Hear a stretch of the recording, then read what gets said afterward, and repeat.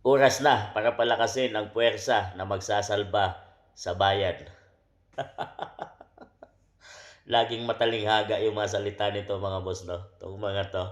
Parang salita ng mga NPS. Laging sa bayan mga boss, sa bayan, sa taong bayan.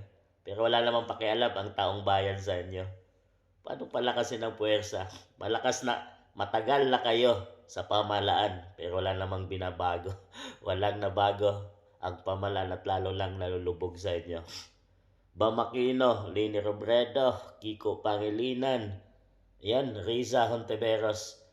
Maswerte 'tong mga 'to mga boss 'no, dahil kahit pa sinasabi nating ayaw sila ng taong bayan, eh, nananalo pa rin 'to mga boss.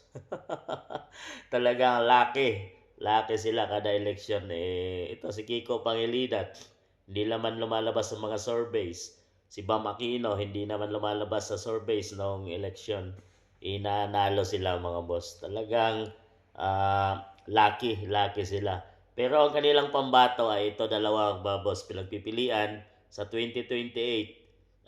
Leni Robredo at Risa Hontiveros. Yan yung kanilang pinagpipilian na itapat kay BP Inday Sara mga boss. Talagang nagsama-sama na sila. Dilaw, pink at pula. Kaya nga pinapalakas na nila mga boss para daw isalba ang bayan at ang taong bayan. Sige mga boss, iboto nyo kung talagang naniniwala kayo na sila ang magsasalba sa bayang Pilipinas at sila ang makakaahon sa kahirapan ng bansang Pilipinas. Piliin nyo na to mga boss.